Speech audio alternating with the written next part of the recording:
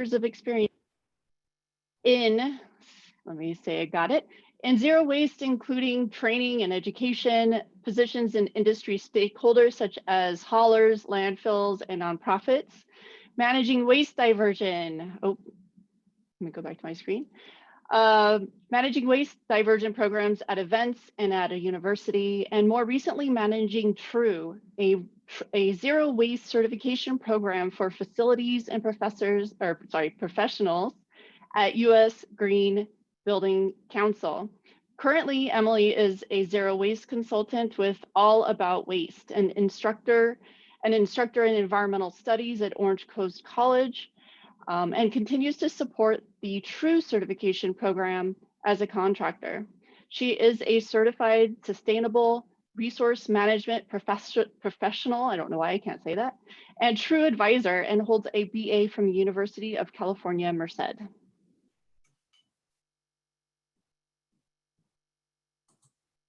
Welcome, Emily. You can start sharing your screen. We're going to hand it over to you, and please stay for the Q&A. We have some fantastic questions and some resources we're going to share in the chat too. Emily, okay, can everyone hear me okay and see my screen? Yes. Beautiful.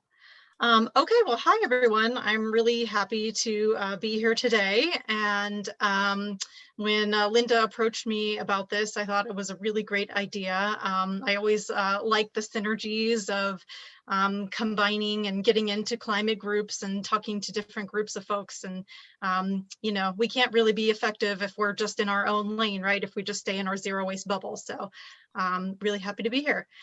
So first, I just wanted to check and do kind of a little bit of a poll. If you can put in the chat who you are and who you're with, or if you're with a city, if you're just here as a citizen, if you're with a business, if you can put that in the chat, that would be great. And if somebody wants to read that off, that would be helpful too.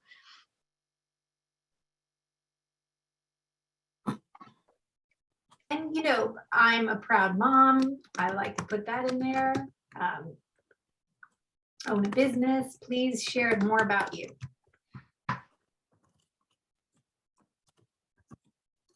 And I love seeing so many new people. Concerned citizen, that's awesome.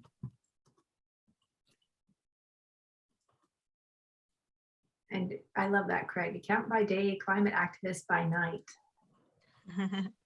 And conservative volunteer with the Conservative Caucus of Citizens Climate Lobby.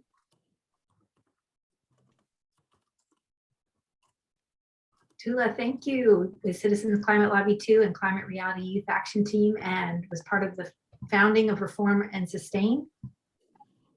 Hey, Annette, citizen. And Laura, thank you, Laura, for introducing so many people. Jocelyn reached out and Laura was able to share our event to a lot of people. So I love that, how we network. Elizabeth, the Citizens Climate Lobby, always love working with Elizabeth. She's so inspiring. Andy, the tireless, awesome chair of Climate Reality, is here with us, and Zero Waste presenter too. Joan Claire, as we said, Pacific Regional Coordinator and organizer for the Climate Reality Project, also an organizer and activist in LA, and a skier and a dog lover. Yes, let's add what we love to do. Hey, Lynn. Go ahead, Emily, you can take it from here. Okay, great. Well, thanks everybody for telling me a little bit about who's in the audience. That's very helpful. I tried to structure this presentation today to be targeted to all stakeholders. So I'm going to talk a bit to communities, a bit to you as individuals at home, as well as to businesses, which is what my expertise is in. Okay, so we're going to start by actually defining zero waste. So there's various terms that are used for this. You can hear sustainable resource management, circularity is a big buzzword that's happening right now. They all kind of mean something similar, but today I'm mainly going to use zero waste as the term. So we need to shift back to a more sustainable way of managing the materials we generate, and we can do that with zero waste. You will definitely see people defining zero waste in different ways, so I wanted to give you the definition that most experts and environmentalists agree on. The Zero Waste International Alliance, or ZWIA for short, is an international nonprofit that develops standards to guide the development of zero waste by businesses, communities, and individuals. ZWIA provides the only peer-reviewed, internationally accepted definition of zero waste, and it states that zero waste is the conservation of all resources by means of responsible production, consumption, reuse, and recovery of products, packaging, and materials without burning, and no discharges to land, air, or water that threaten the environment or human health. So that means that the goal is for zero discards to be landfilled, incinerated, or processed to waste energy or littered into the environment. A zero waste community, home, school, government facility, or business strives to divert 100% of their generated materials. And when I say the word diversion, that means anything we are sending somewhere else besides landfill, incineration, or waste energy. So we're physically diverting those materials away from those destinations. One thing I will note, though, is that in the industry, most people consider 90% diversion or above to be zero waste as well at this moment in time. And then another note I want to make is that zero waste can seem like a scary or impossible goal to meet, especially for businesses, but I'll tell you it's possible. I've seen it myself all around the globe. And what we tell businesses is to really think of it as like a zero accident or zero safety incident or zero customer complaints, right? So you're always striving to get to that zero. So we all know the 3 R's commonly used to talk about materials. You've probably heard them: reduce, reuse, and recycle. Unfortunately, over the past 20 to 30 years, the emphasis has only been on the recycle part of the conversation. A zero waste philosophy changes this emphasis to the first 2 R's, reduce and reuse, and then adds a few more R's to the conversation, like redesign. Zero waste efforts aim to reduce and reuse first, to keep materials out of the recycle and compost bins, and redesign any inefficient practices that further divert materials from landfill. We need to prevent the use of resources in the first place by examining existing practices and making changes to eliminate waste. That's what makes the true environmental impact. We shouldn't even have something generated to reuse, recycle, or compost. So this is called the highest and best use of resources. This means the end use of discarded material must recover the highest value of its embodied energy. And this is described on the zero waste hierarchy you see here that was established by ZWIA. So I want to let you know that those of us who are progressive in the zero waste movement, we think waste is an antiquated term. In fact, we're trying not to use that word, and you may have noticed, oh, why does it keep doing that? You may have noticed I'm using it sparingly today. We are transitioning to calling it materials or resources because that's exactly what they should be thought of, not as a waste, but as resources for others to use, as something to be put back into the economy and reused in a circular, closed loop. And speaking of that, you've probably been hearing the term circular economy a lot recently, but what exactly does that mean? What does a zero waste society with a zero waste economy look like? Well, it looks something like this. First, we need to design for the environment and not the dump. We need clean production. We need retail stores to educate consumers and provide take-back centers. Consuming biopower plays a role.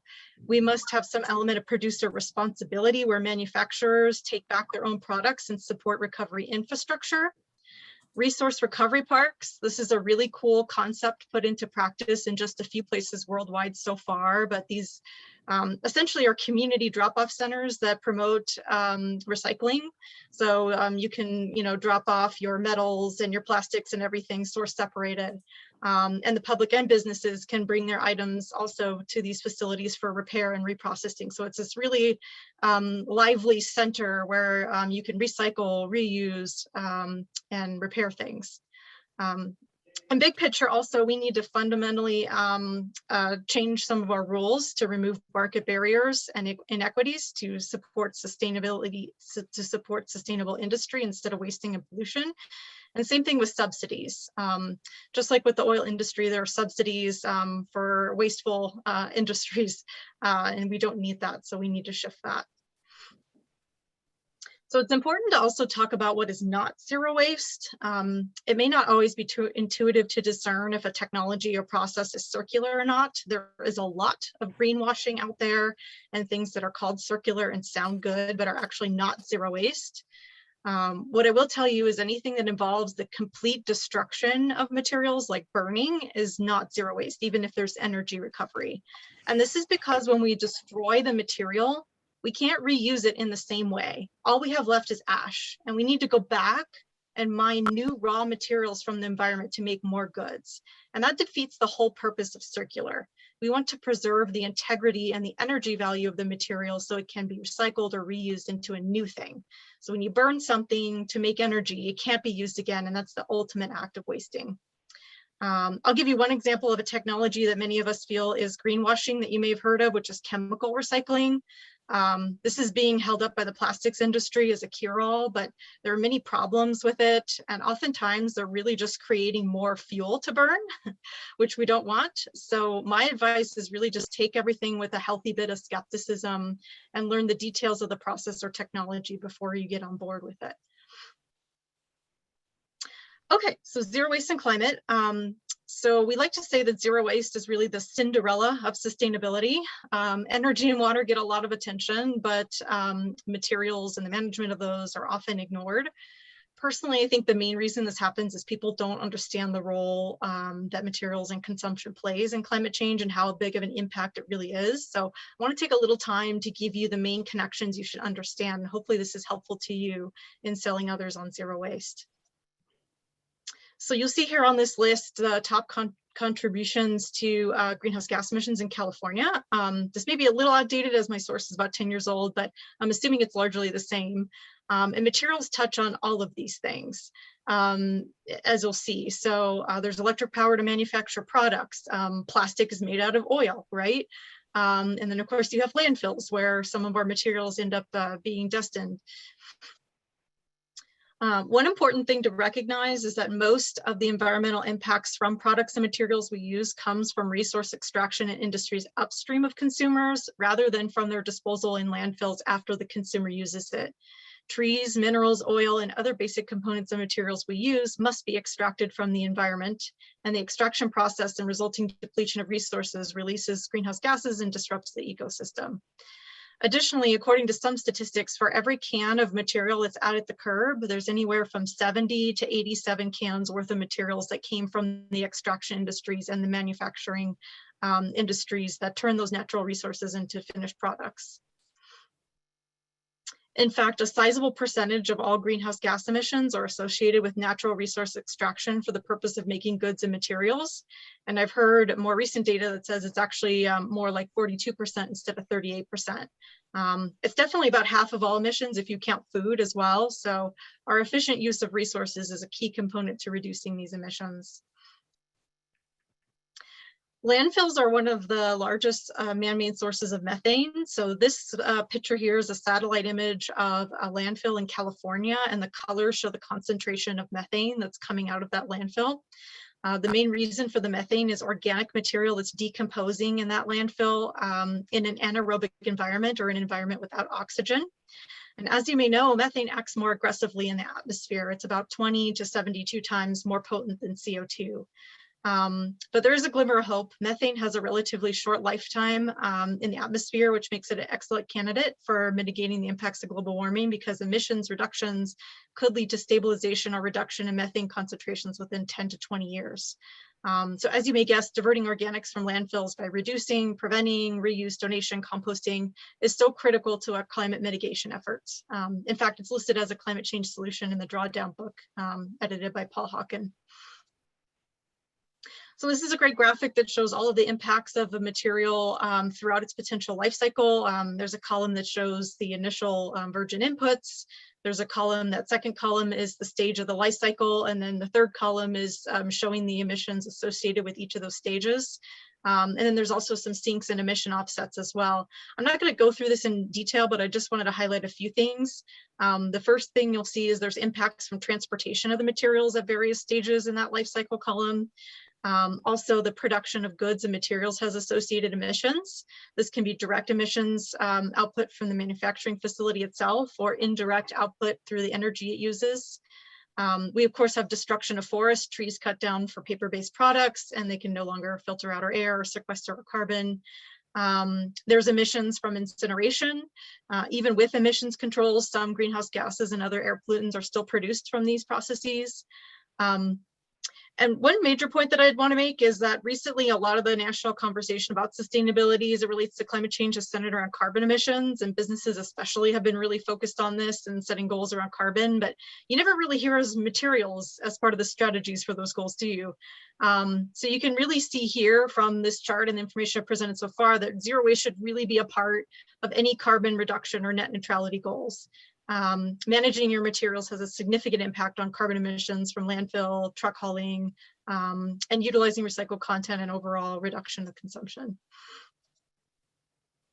I must, of course, mention litter, which has an impact on the environment, particularly single-use plastics that enter our oceans and are damaging its ecosystem and ultimately ending up back in our bodies as microplastics from the fish that we eat.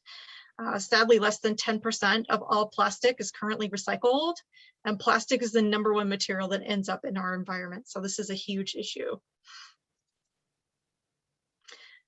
Okay, so besides all of the pressing environmental reasons we just went over, zero waste has a host of other benefits as well. In this next section, I'll go over some of those and hopefully give you some points and facts you can give to others when you're making your case for zero waste. First, zero waste strategies help slash the amount of toxins emitted into our air and water.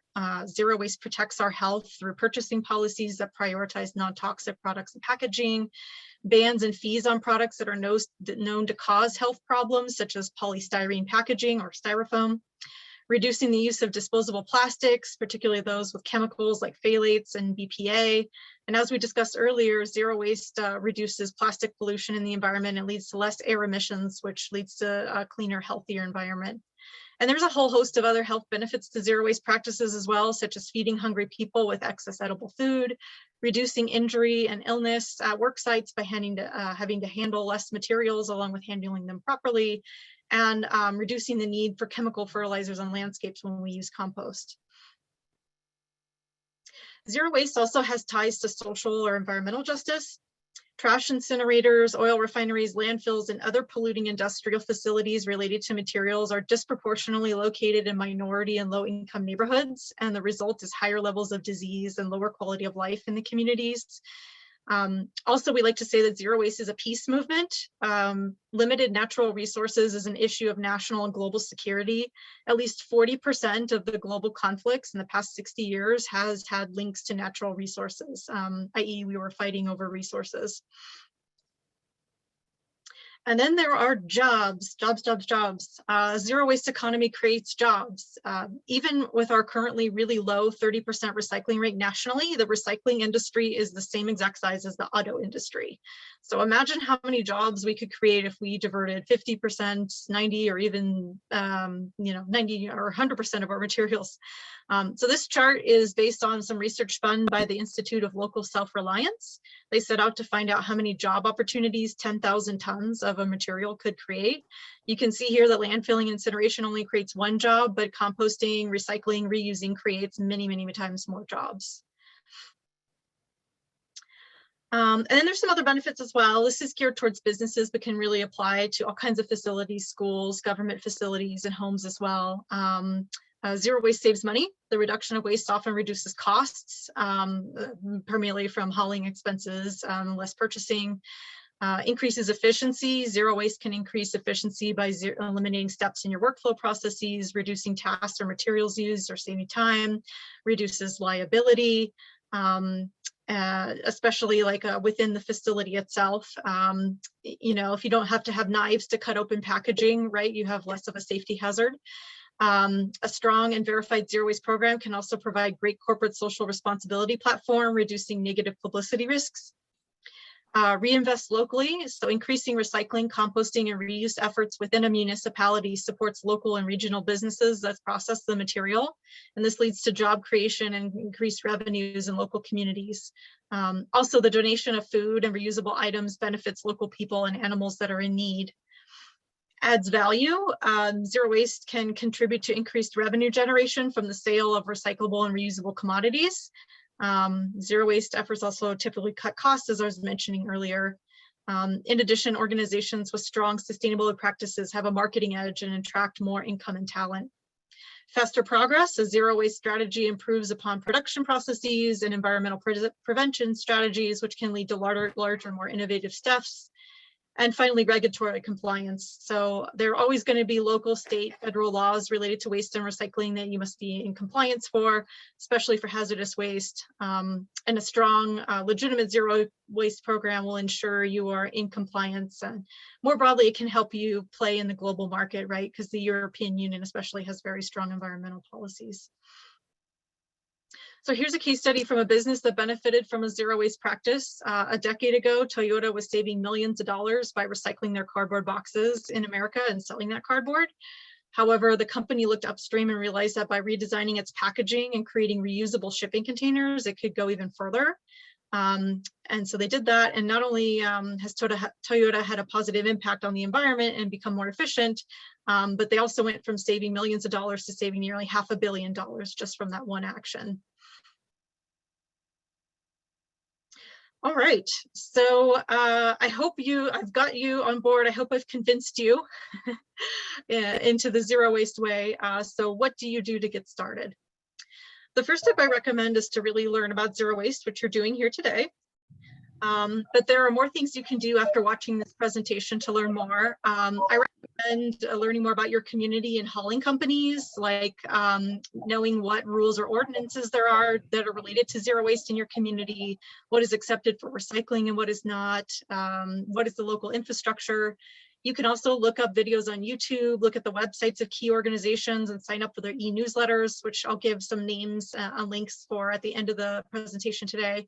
Attend webinars, workshops, read articles and books, and just absorb as much as you can. There's actually plenty of options out there for education specific to zero waste, from higher education institutions to industry groups and nonprofits. I teach at Orange Coast College, so I want to plug some of our classes and our certificate programs. I believe Golden West College and IVC has some certificate programs as well. And you can go to the Orange Coast College website to learn more about those.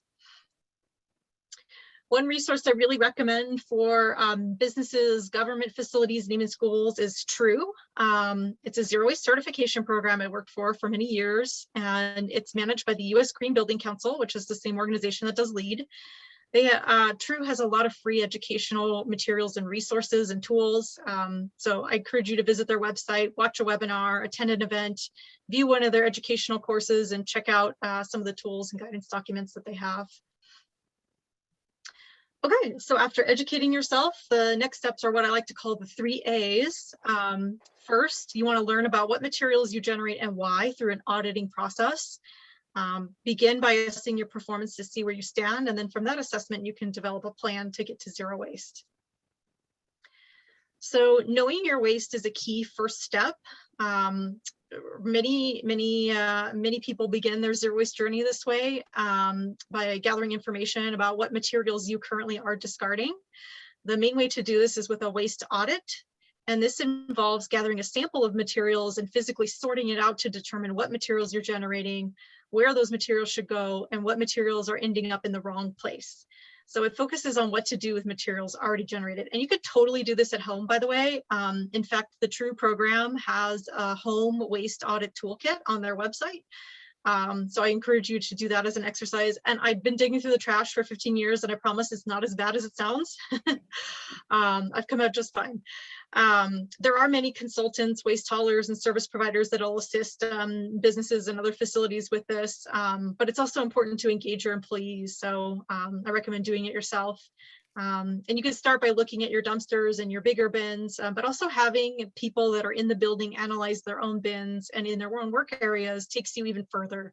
By engaging your employees, you can discuss ways to reduce and reuse, or even why you're purchasing those things in the first place. So this is where an audit would stop in a typical industry waste audit, but you must go a step further for zero waste success. You must know how to prevent your waste, and for what cannot be prevented, know what the highest and best use for that material is. And what we call a zero waste audit will help with that.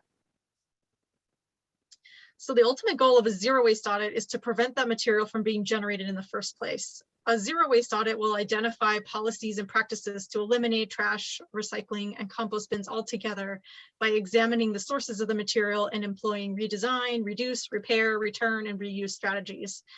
And it also focuses on purchasing policies and practices. If everything you're buying is reusable, returnable, recyclable, compostable, you'll be able to reach your zero waste goals.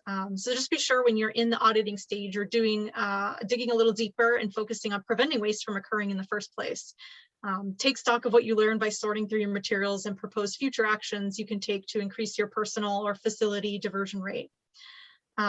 If you're a business, government facility, or school, I also recommend gathering information on your service levels and your diversion performance, doing an evaluation of your collection containers and your pickup frequencies to ensure that the appropriate size for the current volume of materials that you generate can save you money. Haulers make a lot of money from just picking up air. So that's really a great intervention. Also take this opportunity to evaluate any internal policies, programs, and infrastructure and how they may need to be adjusted to support your achievement of zero waste at your building. So keeping on with facilities, once you've identified all of the materials that travel through or are generated within the boundaries of a facility during your audits, setting up data tracking is the next step. Weight data is the key metric in zero waste, so quantifying, that's how you quantify your diversion activities. And this is really critical to establishing a baseline prior to implementing your waste diversion practices so you can track your progress over time. You may also want to note costs and savings so you can better understand and leverage the fiscal benefits of the program as well. So based on the findings of the audits and analyses you've completed, aspire to zero waste by setting a zero waste goal.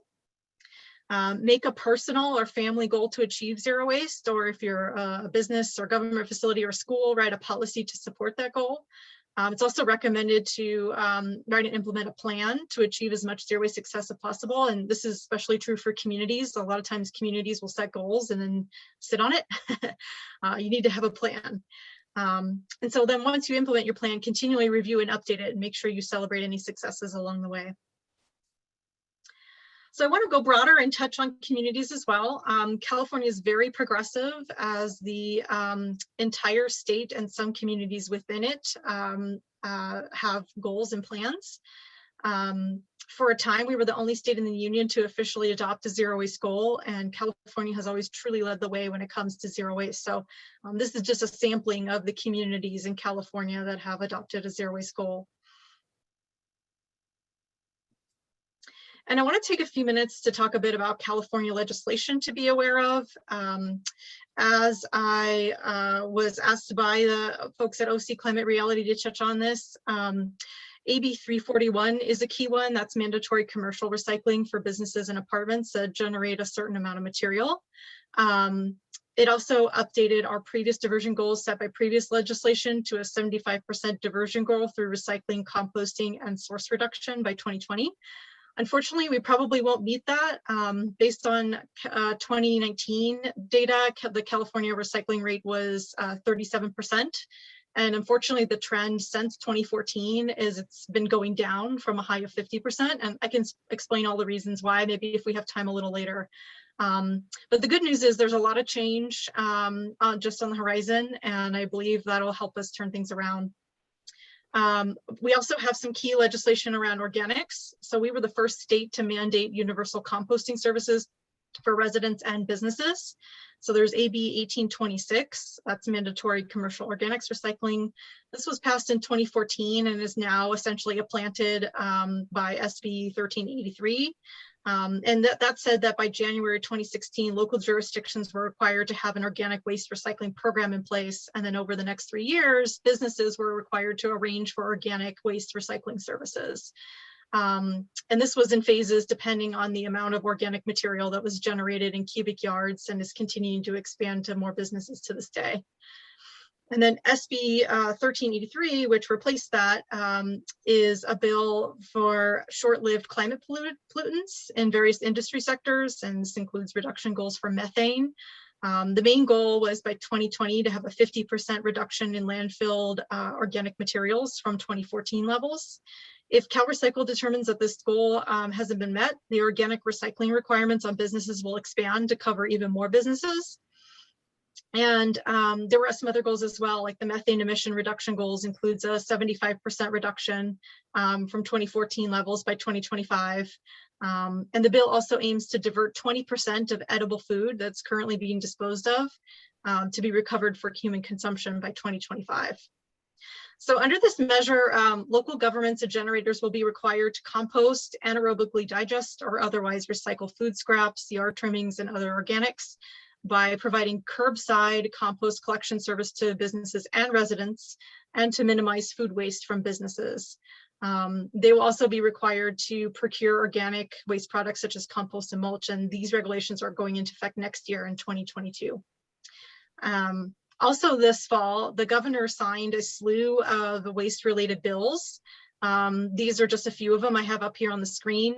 There was one on the proper export of plastics, making sure the plastics that we send out of California is actually going to places where it will be recycled and not just end up in the ocean or into burn pits. And that was AB 881. There was a bill on compostable plastics and removing PFAS chemicals. There was a bill on prohibiting single-use food serviceware unless a customer asks for it. That was AB 1276. And the big one, which was the truth in labeling law, and that prohibits the use of the chasing arrows recycling symbol unless a product is actually recyclable in California. And that's SB 343. That made a big splash, a lot of news. It's a little bit controversial because it's kind of hard to define what is actually recyclable. So I think there'll be some wrangling over that, but that won't take an effect for another few years. Just want to touch on federal legislation for some context. So in the 1970s, we had RCRA, what we call RCRA lovingly in the industry. And that was just a basic bill to protect us from the hazards of waste disposal, hopefully to reduce or eliminate waste, but that hasn't been a big part of what's going on, unfortunately, and to clean up materials which may have been spilled, leaked, or improperly disposed of. One big bit of good news is that in the 2021 infrastructure bill that President Biden just signed, there ended up being some funding for zero waste infrastructure. It was much less than experts projected we needed, but it's something. It will be mostly grants for municipal recycling program improvements, upgrades to local waste management systems, money for dealing with plastic pollution, and up to $15 million per year in recycling education over the next 5 years. So there is some lobbying and some effort to try to get more zero waste topics into Build Back Better. So that's currently ongoing. And as you know, at the COP conference and otherwise, there's been more of a focus on methane lately. So I think with more of a focus on methane, there'll hopefully be more of a focus on zero waste. All right. So now that you know your materials, you set a goal for yourself, it's time to take some action. Whether you're a home, a community, a government facility, a school, business, using a zero waste approach requires preventing waste from occurring in the first place, as we talked about, pre-planning for what materials must be managed and ultimately disposed of, assessing the type and amount of these materials, seeking out practical ways to reduce, reuse, or repurpose significant amounts of material, and then composting, recycling whatever is left. So how can you do this at home? So you really are what you buy, not just what you eat. And it really kind of depends on what you find in your audit of what your own materials are that you're generating. But there are many things you can do to go beyond recycling, such as making sure you're right sizing your purchasing, right? So you're not buying more food than you actually think you're going to use or can eat. Buying durables, like buying rags and washing the rags instead of using paper towels, buying products that can be returned, repaired, recycled, or composted, less toxic materials, so maybe using vinegar instead of artificial chemicals, and then of course buying products that have recycled content or are used, and that really creates a demand in the marketplace, and it makes a big difference. Here in California, we've banned plastic bags, so everybody's using their reusable bags, but you can use reusable containers as well in many different ways. There's many services and websites you can go to sign up to prevent unwanted junk mail. You can cancel magazines. There are things you can do in your landscaping, so installing plants that won't shed as much, doing xeriscaping with rocks and things like that. You can set up home composting, and while we're waiting for residential composting to be rolled out in Orange County, donating things instead of throwing them away. So right, if it's still usable, taking it to a thrift store or Goodwill. And if you have something like that you find and you're like, I just don't know how to like not use this thing, or I don't know how to not waste it. Google it. There's so many innovative things that people have done and ideas out there. If you want to learn more, I would follow Bea Johnson. She's really great. She wrote a book called Zero Waste Home, and that jar that she's holding is all the waste she produced in 1 year. So she's been very successful at it. Her website is zerowastehome.com. So that's a really great resource for you. So in facilities like government facilities, businesses, schools, very similar to a home. So you are what you buy. So you got to think upstream, think about what's coming into the facility, work with vendors to make sure that what you're getting isn't in excess packaging or is in packaging that you can divert in some way, compost or recycle. You want to implement policies around your purchasing to make sure all the employees are not buying stuff that that's going to be wasteful. And again, a lot of the same stuff as at home. You can do stuff with landscaping. In an office setting, paperless programs especially are key. Having some kind of office supply exchange, so having an area where people can drop off unwanted office supplies and other people can pick them up. If you're a business that designs or makes products, really taking a look at your products and thinking about it, redesigning them to use less material, lightweight them, promote the repair, resale, and reuse of your products, make them simpler, make them from fewer material types, and design them for recyclability so that when they outlive their usefulness, they can be diverted. And even consider doing a take-back program for your products so they can be properly reused and diverted. And employee engagement is really important in businesses. So making sure you're constantly communicating, including it in training, and keeping them involved. So I want to give a case study of a facility. So this is the Yellowstone General Stores warehouse. It's run by Delaware North, which is a global food service and hospitality company. They were able to reach a diversion rate of almost 95%. The warehouse reduced, reused, or recycled more than 271,000 pounds of material. And they estimated that over a 3-year period, they saved $263,000 due to the reduction of fees to get rid of the landfill material and the reduced purchasing. So what they did to get to zero waste is they removed 25 trash bins from throughout their warehouse. They redesigned all of the receptacles with appropriate signage and made sure they were appropriate the size and variation. They implemented a composting program. They started reusing packaging materials and working closely with their vendors and suppliers to assist in their upstream efforts of only having stuff coming in the facility that was reusable and recyclable. I just want to make a quick word on COVID and disposables at businesses. With the pandemic, the plastics industry has pushed a narrative that single use is somehow safer than reusables. And unfortunately, we had a knee-jerk reaction to get rid of a lot of reusables, including even reusable bags at grocery stores. The good news is the evidence shows that reuse is actually safe across a wide variety of measures, and is actually likely safer than single use. So this screenshot is of an organization called Upstream. Their website's upstreamsolutions.org. And they have a lot of really great resources and toolkits and one-pagers and things about why reusables are safe. So if you need to argue to somebody about bringing reusables back and getting rid of disposables, this is a really great website for you. In fact, if you click on the link that you see here, it goes to a page, which is a really long page with all the details and facts and science about why reusables are safe.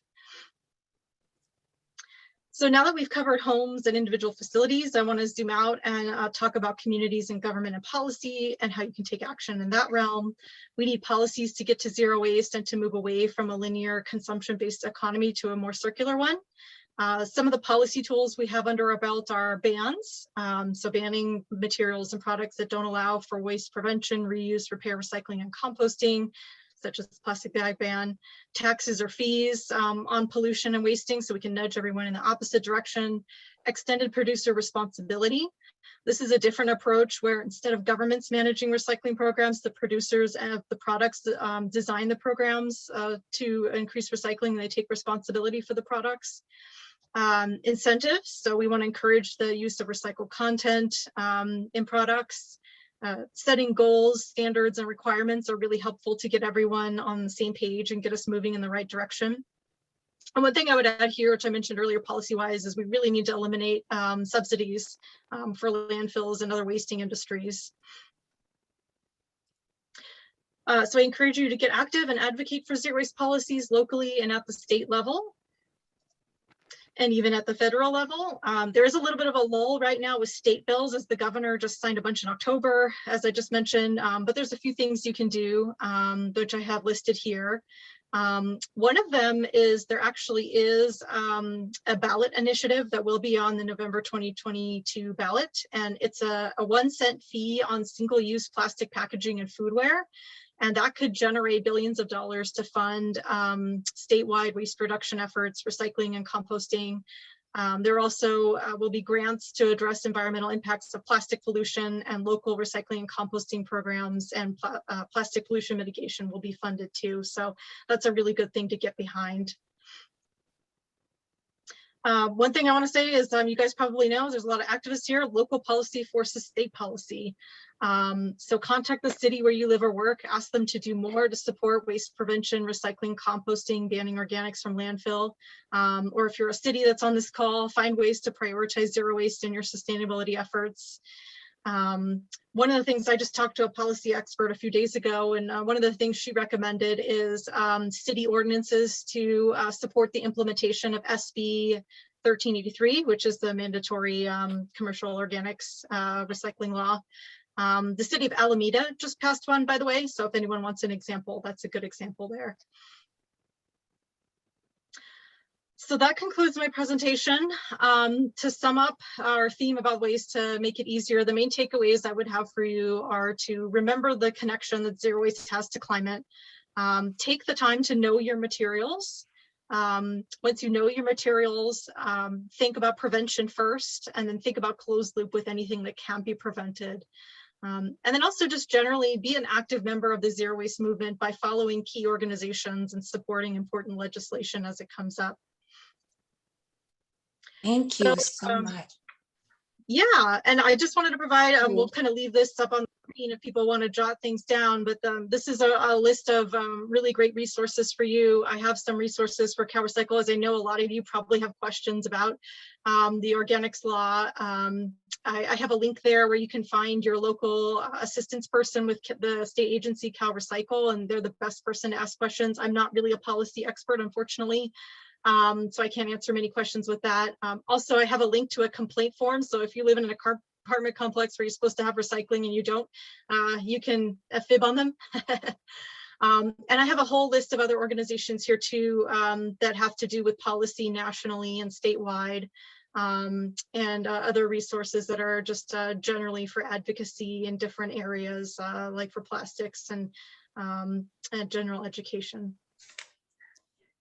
Gosh, thank you so much. I hope I don't mind. This is all really new to me. I'm a retired OCC employee. So it's nice to hear somebody from there is involved in this. And I'm just really, my background is early childhood education, but I've retired and I live in Irvine, and I just went to one meeting. We just had one meeting for Irvine, and we're part of the Cool City Challenge. Have you heard about that? I have heard about that. I don't know the details of it, but I've heard from this group about its existence, and generally I know it's about, yeah. We're one of only 3 cities that were chosen for it. So, and I don't know, I mean, it's just the beginning. Infancy. I'm learning more about it, but Irvine, Los Angeles, and Petaluma were the only 3 that were chosen. So I'm just trying to get my feet wet.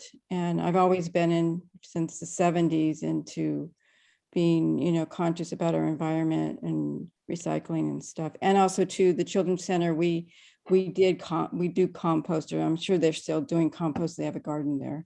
So we're working on that. But thank you for your knowledge and your expertise.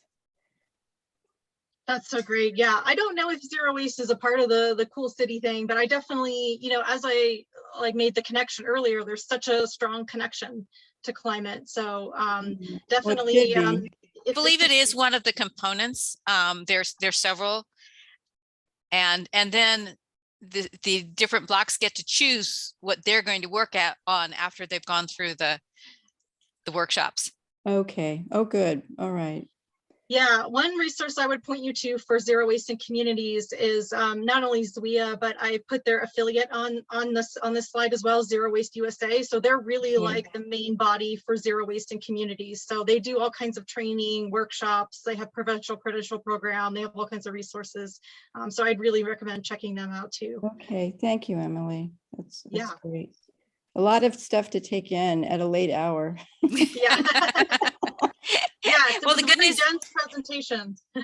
Yeah, I give you kudos because I took pictures because there's no way I could have written everything down.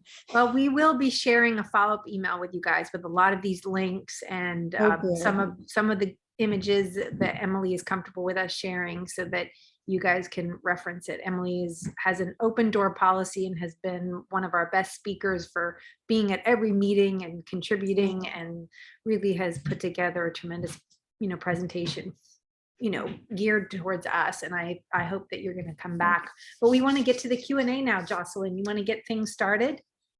yes, thank you. I want to echo Joyce's comment. This was just tremendous, Emily. Thank you so much. And I know that I'm speaking for many on this. I'm sorry, my bird clock is speaking at the same time, but we want to open up the Q&A section for any questions that you still may have. Attendees. So any questions you have about zero waste for Emily, I want to introduce Tula and Lynn and myself. The 3 of us are going to bring your questions to Emily. If you want to just go ahead and enter your question for Emily in the chat right now, that would be great. And then we will get to Jocelyn, you can also call on people who have hands raised. Craig and Dan have their hand raised. Okay, great. Yes. So we will definitely do that. We actually already had a question by Elizabeth Fenner, but she had to jump off. She's really interested in a presentation on California legislation concerning zero waste, and she would go to a presentation just on that. If you were interested in doing such a thing, Emily. So I know somebody who would be perfect for that. Great, fantastic. Let's circle back this week on that. Yeah, that's definitely not my expertise. Like I said, is in zero waste in business. So I actually had to catch up and do some research on California legislation myself. But I do know somebody who may be willing to do that. So yeah, that's definitely a possibility. okay, I'm sorry, Tristan, you said somebody had their hand up. Yeah, Craig Preston. Craig, why don't you go ahead and ask your question first? You can unmute. All right. Thank you, Tristan and Jocelyn. Emily, marvelous presentation, and it just shows how there's so much that needs to be done to educate the populace, to educate us that we can see that this is doable. And so thank you. You've given me hope. Zero waste isn't so scary now. Yeah, So, that's good. Right at the end there, you said something about Alameda, and I live in Costa Mesa, and you mentioned something about business. I'm really trying to get my own business to think more this way. Can you mention what did Alameda do recently that might want to be an example to us? Yeah, so what I mentioned there is that the city of Alameda did an ordinance to support the implementation of SB 1383. And the SB 1383 is the mandatory commercial organics. And so the policy expert that I spoke to a few days ago really recommended doing that. So if anybody wants to take a look at that, I would go to the City of Alameda's website and take a look at what they just passed. And that was something when I was asking her, like, what should I tell them about, like, zero waste in community? She's like, yeah, I really recommend like doing ordinances, in support of that. And they can look at the City of Alameda as an example of a recent one. And with the law that's going into effect January 1st, our cities, they have, I think, 12 months to pass an ordinance. Is that correct? No, there isn't a requirement to do an ordinance. It's just kind of something that can be done to support the overall implementation of it, is from what my understanding is. And I really don't know the details of the SB, the mandatory commercial organics. I just know that January 1st is the trigger to have that implemented. So I think it starts with certain types of businesses that generate certain amounts of organics. So cities are supposed to already have organics programs set up and ready for this. And then businesses are supposed to be like on board and subscribing as of January 1st to getting these services. And I'm again, when I was living in Orange County, I was more focused on kind of national and international issues. So I wasn't super in the Orange County scene for waste and recycling, but I do know that like Laguna Beach, and there are some other communities that have already had, organics at home and at businesses. So they're already in compliance. So I know there's a smattering of communities that are already in compliance, but I think others will have a long way to go with that. Thank you, Emily. I see that Suvan has her hand up as well.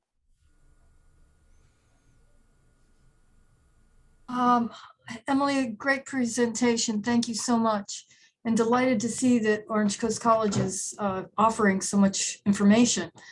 I wonder, I know that around me, and I'm in sort of the Tustin Santa Ana area, the waste management companies have instituted or trying to institute collection for organics and materials that can be composted.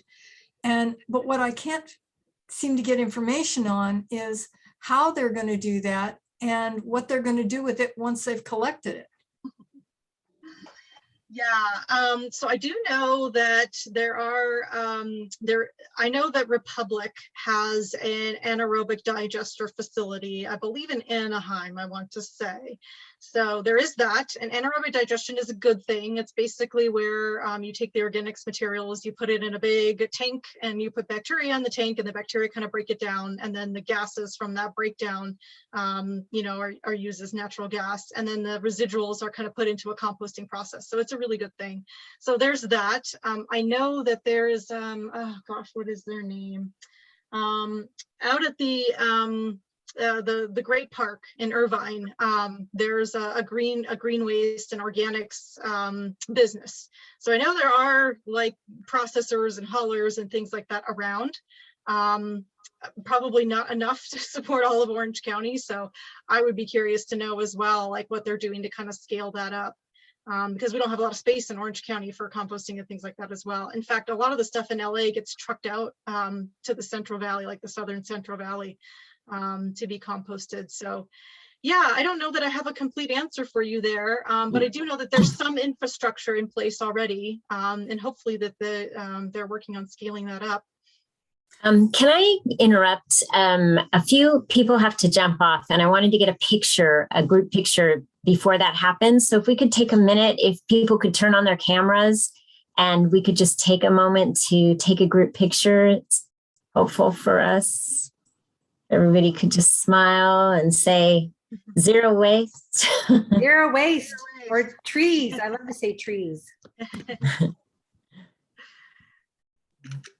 And I might have to do 2 pictures because we have 2 views here. Just a second. I'm sorry, I don't know. I'm still learning. Where do I find my camera? You're on. Oh, You're am I? on. Oh, okay. You're good. Here we go. smile. All right, now here we go. We're gonna really do this one. Okay, everybody, cheese. Say it nice and loud. Cheese. Cheese. All right, I got the first screen of everybody, and now I'm going to do the second one. And here we go. All right, ready? Oh, these are really great holiday smiles. Okay, fantastic. Thank you. We're all done. Okay, do we have a little time to circle back to Tula, who is a student activist here in Orange County, and she has a couple questions from a youth perspective. So I want to turn it over to you, Tula. Hi, Emily. This is such a wonderful and intelligent presentation. It was great to hear about all of this. In a way, it was very optimistic and hopeful, even though the whole presentation was about waste. I'm a high school student, though, right now, and I had a few questions that I wanted to ask you. My first question is, how can youth or unemployed people who can't really make purchases on eco-friendly products or make these small changes in their daily lives because we don't really have the money or even necessarily the time, how can people like us make a difference? Yeah, so I would actually say that in a lot of cases, zero waste saves you money, even in your own personal home. So taking a little bit to invest, you'll have a higher return on investment. So let's say, for example, I talked about using rags instead of paper towels. So the rags, yeah, they'll cost a little bit more. And you can probably even go to a thrift store and, get good old clothes and old towels and things like that and get the rags, right? So you may have to buy and invest a little more in that, but the money that you're going to save from buying paper towels constantly is going to add up. So you're going to have a high return on investment. So it's worth it. That's the same thing we say to businesses about reusables as well. Like you're going to save money by not buying the disposable utensils. So you do have to have that initial outlay or investment, but it pays for itself. So that's one thing I will say. It doesn't necessarily cost more. Also, a lot of times when grocery stores and things like that sell things in bulk, it's less expensive. The cost, per ounce or gram or whatever is less than you would buy, you would pay than if you bought it in packaging. So that can save you money. Buying bars of soap, right, instead of bottled soap, sometimes is less expensive, and that bar lasts you a lot longer. So I would say, you don't necessarily have to do that. And I would really recommend that Zero Waste Home website to read through that. And there's a lot of literature and information out there about how to be zero waste on a budget as well. Thank you so much. That really helped. The next question I had is, there's a lot of changes that I have to make, and all of this can seem sort of overwhelming. What are ways to take it like one step at a time or to ease the stress when you're trying to live more of an eco-friendly lifestyle?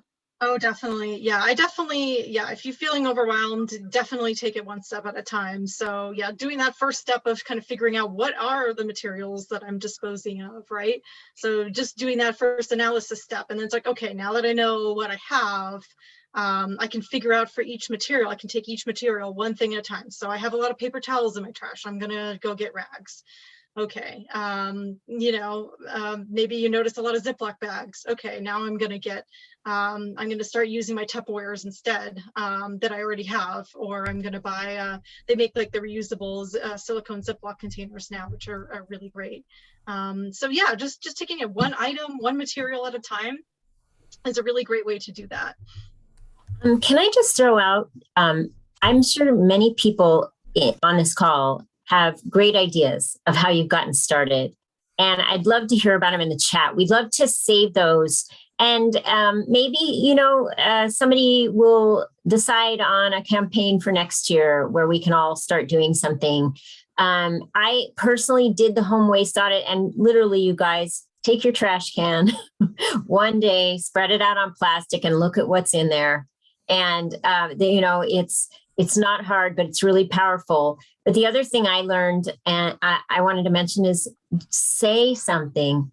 It is so powerful to just tell a restaurant when you're ordering, I don't want anything reusable, or I'd really love it if you guys would get paper straws or something. it's amazing how often they will respond. So, and that doesn't cost any money, but it's really powerful to do. So if you guys could put your ideas in the chat, we want to hear about them. That's such a good point, Linda. Yeah, thank you for bringing it up. And I'd like to add to that, because when you go to a restaurant, if you have your own containers, sometimes if you ask them, well, actually, you don't even have to ask. You can just take, instead of using their takeout container, just pull out your Tupperware. But if you are going to the store and getting olives or something out of the bins, rather than use the little dishes they have there, if you go to Whole Foods and say, I'd like to use my container, they will let you. Mm-hmm. Yeah. Exactly. Yeah. I want to give Marilyn a chance. She has a question in the chat and she's been waiting patiently for her answer. And her question is, do you know, Emily, of any organizations that recycle or upcycle office furniture? That's a good one. I don't know of any like big national ones. It probably would be more like, I will say that Goodwill has been getting a lot into repair. They have a really comprehensive electronics repair program, actually. So if you donate electronics that are like no longer usable, workable, or even are in fine condition, they refurbish them and they resell them. And they actually give jobs to people with disabilities in that way. So I know they're pretty good at stuff like that. So I would imagine that that may be a good avenue. But yeah, off the top of my head, I don't know of anyone specific for like repair and reuse of office furniture. I would try Googling that and see if Orange County has any local mom and pop businesses that may be willing to do that. My sister and brother-in-law own a manufacturing company that they've sold, and they have tons of office furniture like file cabinets. And my sister's been working on this for a month, and she's found no organization that will take, these desk and file cabinets, and she does not want them to end up in a landfill. That's so surprising. Yeah. And she's tried like the Goodwill and the Salvation Army and everything like that. I would also say try women's shelters, homeless shelters, things like that. Sometimes they'll be willing to take those kinds of items. Yeah, anything with housing.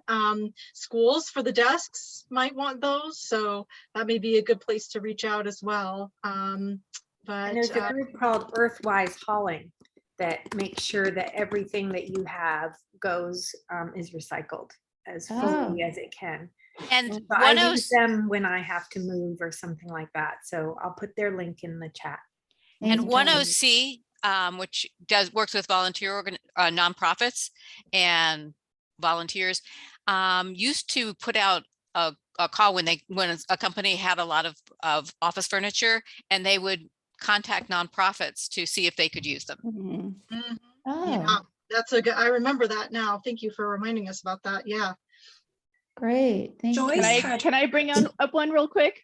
I recently used one called Chip Drop, if you've heard of that. It's where they are taking down trees for whatever reason, and they can literally just bring it to your household and drop the load of chipped wood, which is great for mulch and everything. And I got way more than I expected, like by an order of 2 or 3, and it was fine. I put it on Nextdoor, and I had people come in for a full week, and we got that sucker off the street, so I didn't get a ticket, and everyone's happy, and it was free. That stuff can be expensive, so it was fantastic. Just plan ahead. I was going to say Habitat for Humanity for desks. They are very good about taking furniture, but call them to see, because sometimes they might have too many, or you might find another branch, maybe one in Santa Ana or one in Anaheim that might be needing it. Ooh, or Nadare just put in the chat, Habitat for Humanity. That's a really good one too. Tristan, do we have time for a couple more questions? I just want you to know we're hitting the end of the program for tonight, but why don't we stay on another 15 minutes? I do want to let you all know that we do have our next chapter committee meeting on January 8th. And that is on a Saturday this year.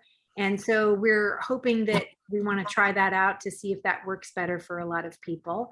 And, you don't have to have any experience at all to be on any of these committees. It's just fantastic to, have you guys there. And I put up the committee meeting. I think it's on the screen.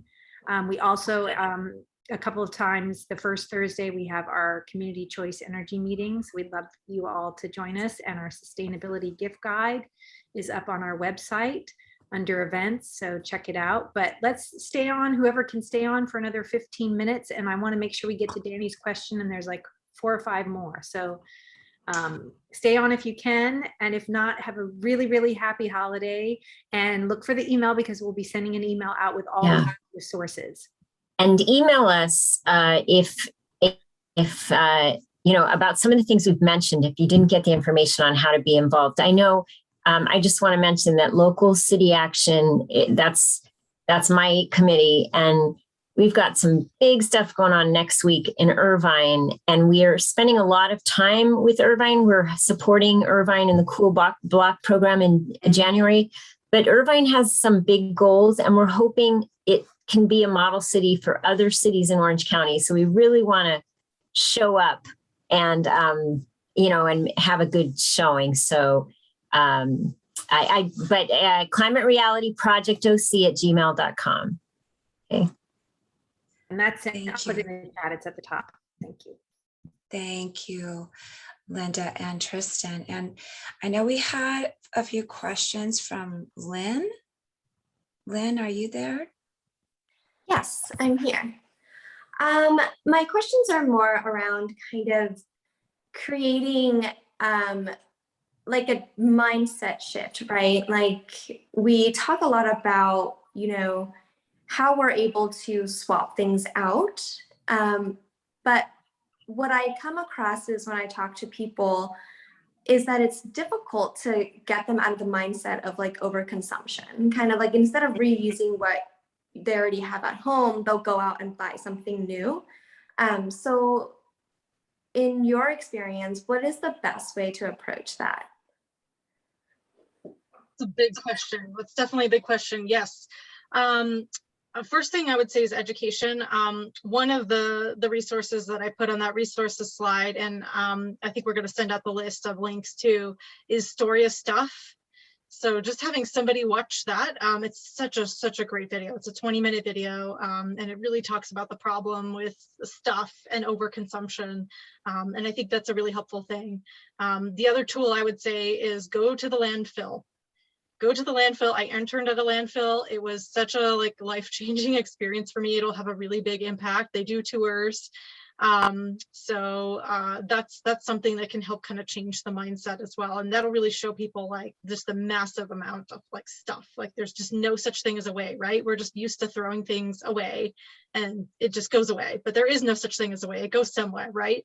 So that's a really great tool as well in changing mindsets.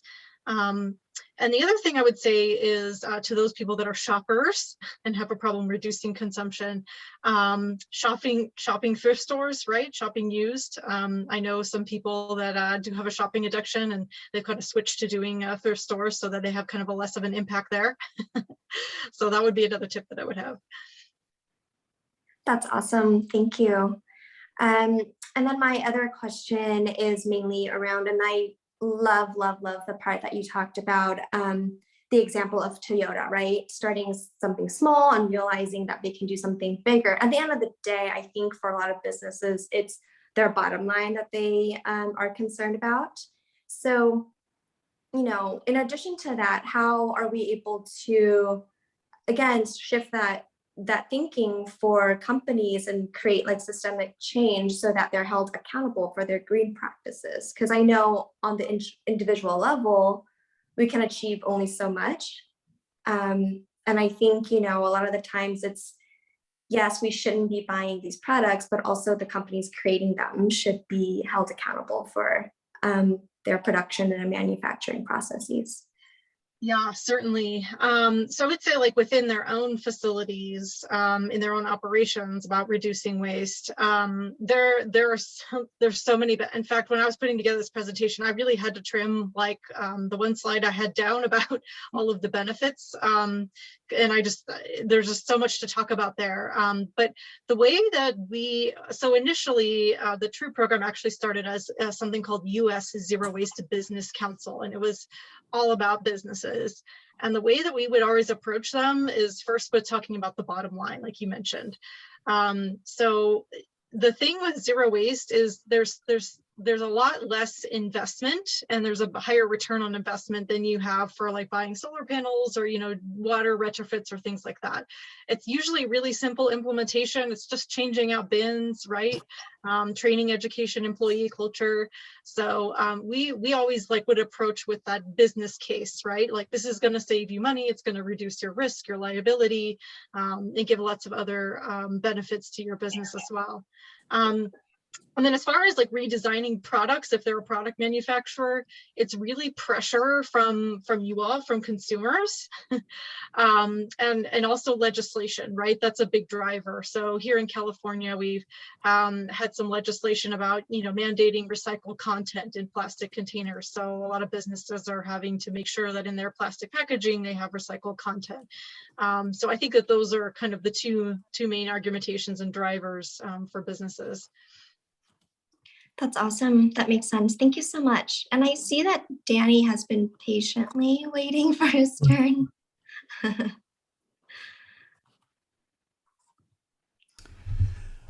Emily, thank you for the presentation. My question is about the circular economy, which is for companies, large companies that design and manufacture capital equipment that lasts for 15, 20 years.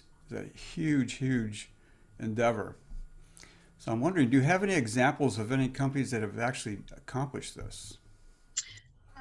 Do you mean accomplish circularity with their product? Yes. I think anytime that you design it for reuse, repair, composting, recycling, you're putting it back into that cycle, right?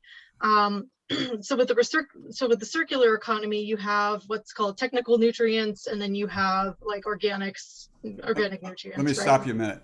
I'm talking about equipment, electronic equipment, like high-tech electronic equipment. Has anybody achieved circularity with that? Do you mean? Yes. I don't know that off the top of my head. I have worked with a lot of people in that industry, a lot of electronics companies, you know, Apple, Cisco, you name it, Microsoft. I don't know of anybody that's ever invented or developed a purely circular electronic product yet. No.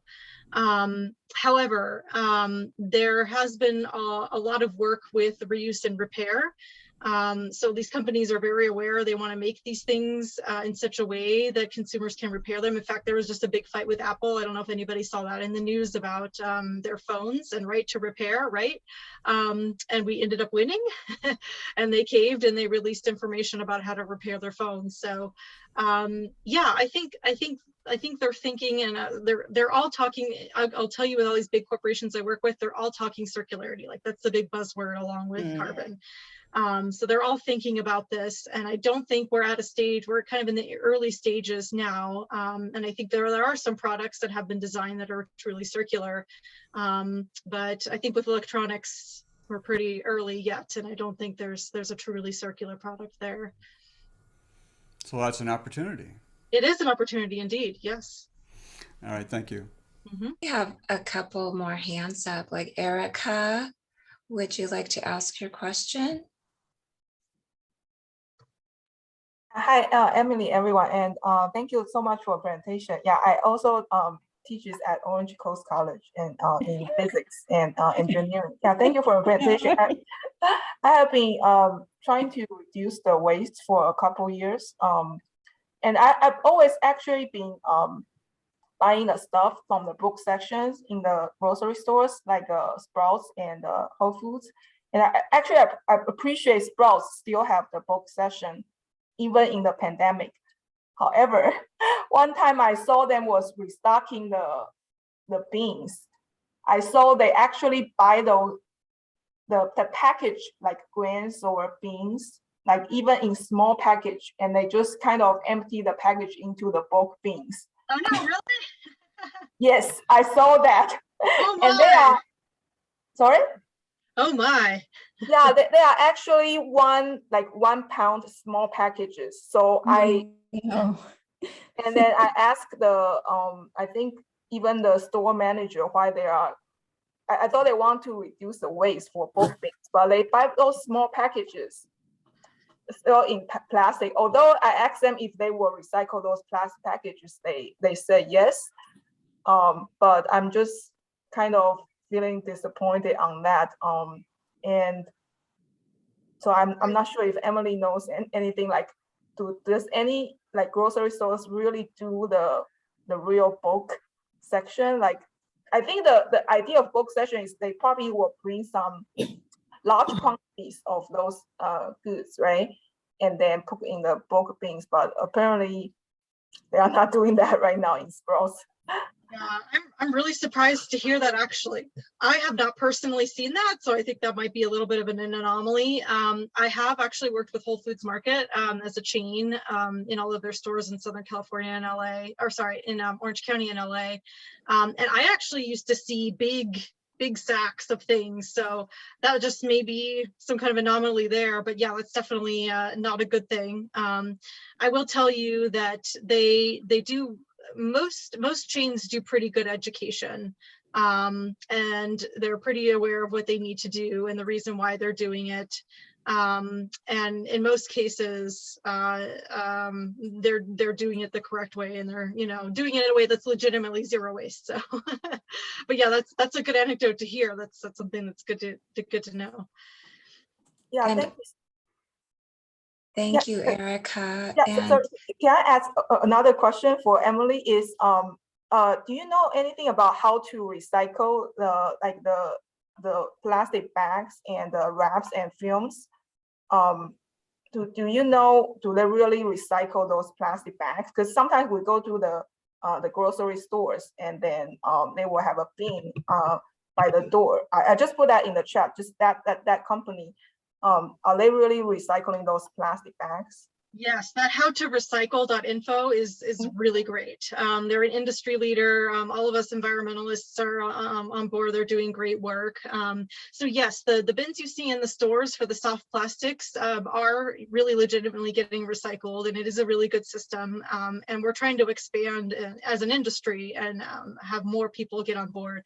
In fact, I think there was a mall in LA recently that was kind of piloting this as well, trying to do kind of a milk run, right, from store to store to collect the soft plastics from each store and kind of congregate it for the whole mall. And because the key with recycling is getting a higher volume of the material, right? So if you just have a little bit of it, recyclers don't want it. But if you have like whole big bales of it and a big volume of it, they do want it, and sometimes will pay you for it. So yes, that is a legitimate thing. And usually what the stores do is they kind of combine it with their stuff back of house, their soft plastics back of house, because unfortunately they get a lot of it too, like with pallet wrap and things like that. And I would say, like in your personal life at home, trying to avoid or reduce soft plastics as much as possible. So choosing to buy things that aren't wrapped in plastic and things like that. It's better for your health too. Thank you so much.